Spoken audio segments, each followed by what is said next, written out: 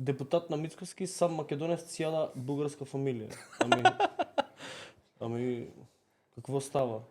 Миле Левко, депутат и член на избиркома на управление в Скопје, партија ВМРО-ДПМН, којто наскоро заяви, че бугарски служби провеждат операција по дискредитирање на северно-македонскиот премиер Христијан Мицкоски, се оказва самотен македонец в голјама исцело българска фамилија в Кочани. Близу 20 Левкови од Кочани, все први и втори братовчеди, а също и брат му Иван, се оказват български граждани. Преминали през процедурата, в която се декларирали, че имаат дядо българин и те сами да се чувствуват българи. В същото време партията на Миле Левков се противопоставя всички хора в Република Северна Македонија които се определят като българи да бидат вписани в Конституцијата.